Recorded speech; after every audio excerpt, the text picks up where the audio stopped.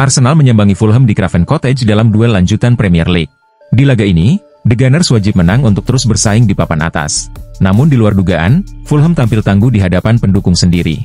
Mereka bahkan unggul lebih dahulu lewat gol Raul Jimenez di menit ke-11. Skor 1-0 pun bertahan hingga turun minum. Arsenal bangkit dan baru bisa membalas di babak kedua. William Saliba mencetak gol di menit ke-52. The Gunners sempat mencetak gol kedua di menit ke-90, lewat aksi Bukayo Saka, tapi dianulir VAR karena offside. Chelsea sukses melakukan comeback ketika berduel lawan Tottenham di laga pekan ke-15 Premier League. Pertandingan derby London ini berlangsung dengan seru. Kedua tim saling serang dan menciptakan sejumlah peluang. Gol dari Tottenham dicetak oleh Dominik Solanke, Dejan Kulusevski, dan Son Heung-min. Sementara itu, gol Chelsea dihasilkan Jadon Sancho, Enzo Fernandez, dan brace dari Cole Palmer.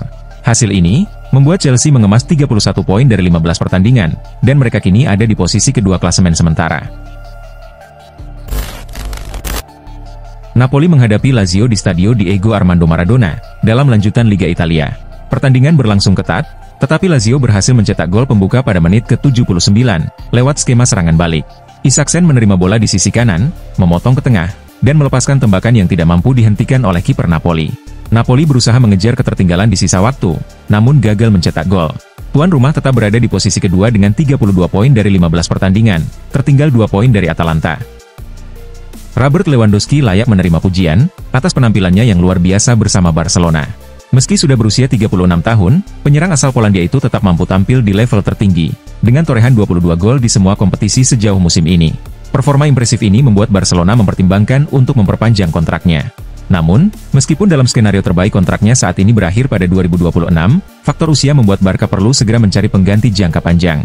Menurut laporan terbaru dari Diario AS, Barcelona telah mulai menjelajahi bursa transfer untuk menemukan Lewandowski yang baru, dan telah menetapkan 3 kandidat utama, yakni Jonathan David, Victor Gyökeres, dan Erling Haaland.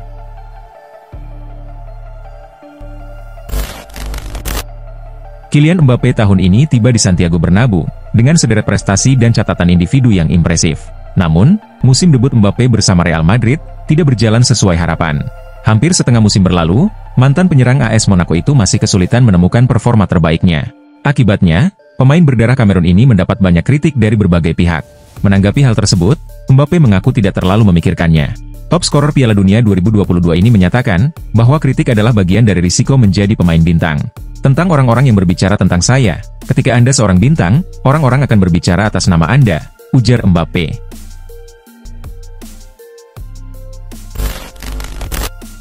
Clement Lenglet menunjukkan performa mengesankan dalam beberapa waktu terakhir. Sebelumnya, bek berusia 29 tahun ini sempat mengalami awal yang kurang baik di ibu kota Spanyol dan menghadapi masalah kebugaran. Namun, dalam beberapa pekan terakhir, ia berhasil membuktikan diri sebagai pemain kunci di lini belakang tim Diego Simeone. Lenglet telah menjadi starter dalam 9 pertandingan di berbagai kompetisi, dan mencetak 2 gol selama periode tersebut.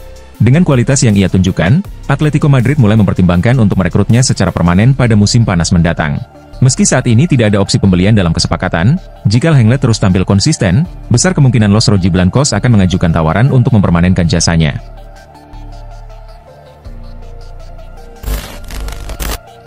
Ketika AC Milan menghadapi Atalanta di Liga Italia, Christian Pulisic hanya mampu bermain sekitar 30 menit, sebelum ditarik keluar akibat cedera pada betis kirinya. Cedera tersebut membuatnya harus dibantu meninggalkan lapangan. Pelatih Milan, Paulo Fonseca, awalnya tidak terlalu khawatir dengan kondisi sang winger. Namun, cedera pada otot betis memerlukan penanganan ekstra hati-hati. Jika hanya berupa kram, Pulisic kemungkinan hanya perlu beberapa hari istirahat untuk memulihkan kondisinya. Dalam skenario tersebut, ia mungkin hanya absen pada laga Liga Champions melawan Red Star Belgrade. Namun, jika ternyata terjadi robekan pada otot betisnya, maka Pulisic bisa absen lebih lama, dan melewatkan sejumlah pertandingan penting.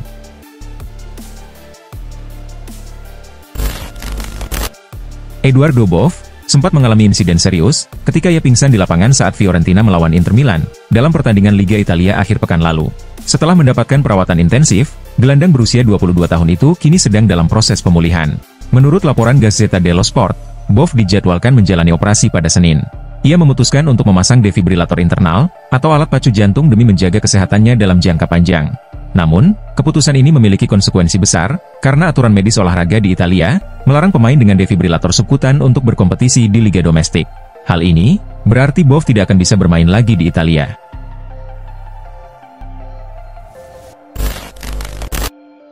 Musim ini, Benoit Badiashile menghadapi perjalanan yang penuh dinamika bersama Chelsea.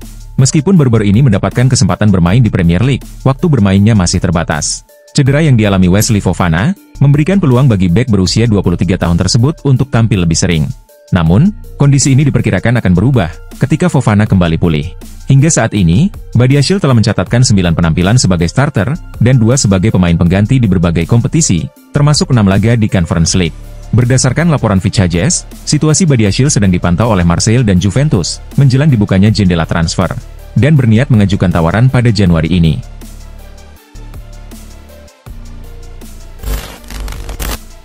Selama 5,5 tahun terakhir, perjalanan Harry Maguire di Old Trafford patut mendapat apresiasi besar. Dari total 218 penampilannya di berbagai kompetisi, ia berhasil memberikan kontribusi signifikan, dengan membantu klub meraih Piala EFL dan Piala FA. Namun, masa depannya kini dipenuhi ketidakpastian. Penurunan performa dalam beberapa musim terakhir, ditambah dengan cedera yang terus menghantui, telah mengurangi perannya di tim. Musim ini, Maguire hanya tampil 7 kali sebagai starter, dan 4 kali sebagai pemain pengganti di berbagai ajang. Meski demikian, sejumlah klub Liga Premier dikabarkan tertarik merekrut bek berusia 31 tahun ini, jika Manchester United memutuskan untuk menjualnya pada musim panas mendatang.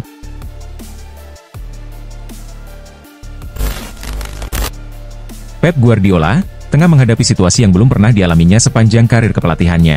Manchester City sedang terpuruk setelah menjalani 7 pertandingan tanpa kemenangan di semua kompetisi. Kondisi ini semakin berat dengan banyaknya pemain yang absen akibat cedera. Jika City ingin tetap bersaing di papan atas melawan tim-tim kuat seperti Liverpool dan Arsenal, situasi ini tidak boleh dibiarkan berlarut-larut. Guardiola pun meminta para pemainnya untuk segera bangkit dan tampil konsisten agar dapat mengejar 2 rival tersebut. Kami tidak bisa membicarakan gelar juara jika baru saja kalah 4 kali berturut-turut dan kemudian bermain imbang. Kami harus lebih konsisten dalam setiap pertandingan. Kami akan mencoba memulihkan kondisi para pemain, ujar Guardiola.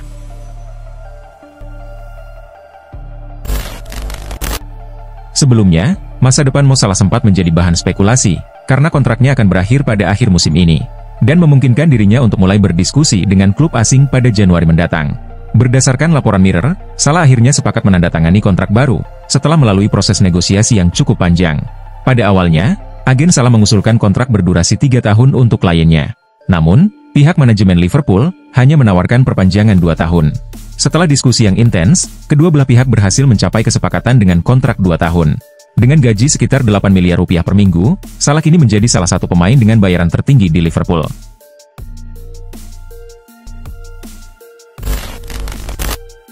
Klub besar Premier League, Arsenal, dikabarkan sangat berminat untuk mendatangkan gelandang serang Las Palmas, Alberto Moleiro. The Gunners disebut berada di posisi terdepan dalam upaya membawa Moleiro ke Stadion Emirates. Berdasarkan laporan dari Sportsmall, pemain berusia 21 tahun ini menjadi salah satu pilar utama Las Palmas.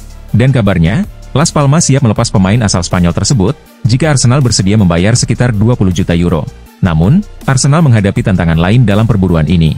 Klub Arab Saudi, Al Hilal, juga dikabarkan tertarik pada Moleiro.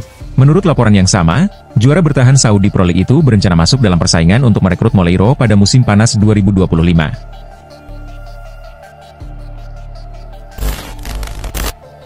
Berdasarkan laporan dari Football Transfers, tim pencari bakat Manchester City telah mengidentifikasi gelandang Valencia, Pape-Lu, sebagai kandidat ideal untuk menggantikan peran Rodri selama masa pemulihannya.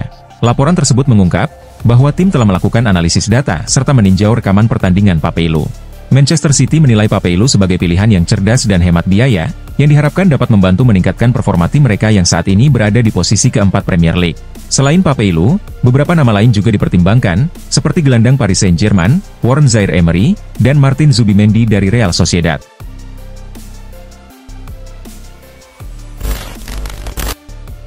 Manchester United berencana merekrut bek kiri baru tahun depan, dengan target utama mereka adalah Alphonso Davies dari Bayern Munchen. Bek muda asal Kanada tersebut berpotensi didapatkan dengan harga murah pada 2025, atau bahkan secara gratis, karena kontraknya dengan Munchen akan berakhir pada Juni 2025. Negosiasi perpanjangan kontraknya saat ini menemui hambatan. Menurut laporan terbaru jurnalis Jerman, Christian Falk, peluang MU untuk merekrut Davies semakin besar. Falk menyebut bahwa pembicaraan kontrak baru antara Munchen dan agen Davies tidak berjalan lancar. Sang agen merasa sangat kecewa dengan sikap Munchen selama proses negosiasi, dan bahkan memutuskan untuk membatalkan kunjungannya ke Allianz Arena.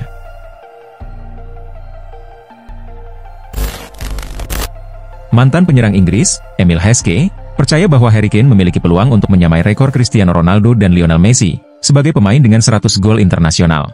Dalam wawancara dengan William Hill, Heskey menyatakan keyakinannya terhadap kemampuan Kane. Dia adalah seorang pencetak gol alami, itulah keunggulan utamanya. Banyak yang berharap dia melakukan hal-hal lain, tetapi jika melihat statistiknya, itu sudah berbicara banyak, kata Heskey. Untuk mencapai 100 gol, Kane mungkin memerlukan beberapa siklus turnamen besar lagi, seperti Piala Dunia 2026 dan Euro 2028. Menurut Heskey, usia Kane yang akan menginjak 34 tahun saat Euro 2028, bukanlah penghalang.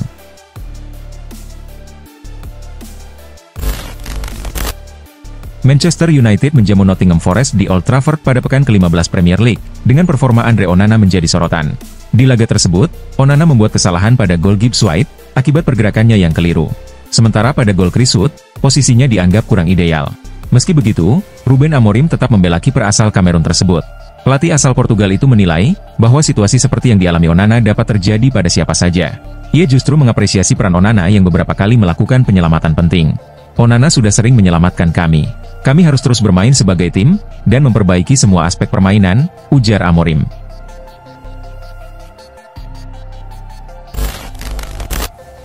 Liverpool menghadapi kesulitan dalam negosiasi kontrak baru dengan Luis Diaz, akibat perbedaan pandangan mengenai kenaikan gaji dan durasi kontrak. Meski klub melihat Diaz sebagai pemain penting, terdapat ketidakcocokan antara penawaran Liverpool dan apa yang Diaz nilai. Akibatnya, Diaz mulai mempertimbangkan kemungkinan pindah ke klub lain tahun depan. Situasi ini menarik perhatian PSG dan Barcelona. PSG yang masih mencari pengganti Mbappe, bahkan mempertimbangkan opsi meminjamkan Randal Kolo Muani, untuk memberikan ruang bagi Diaz. Sementara itu, Barcelona hanya bisa merekrut Diaz, jika mereka berhasil menjual beberapa pemain terlebih dahulu, mengingat kondisi keuangan klub yang sedang sulit.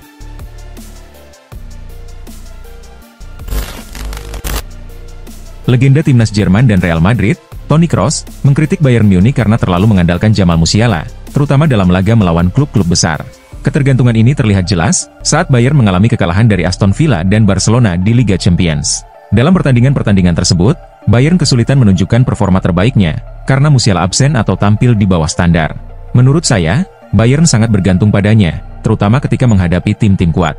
Mengandalkan satu pemain itu wajar, tetapi mengejutkan betapa besar ketergantungan mereka pada Jamal, bahkan untuk menciptakan peluang, ujar Kroos.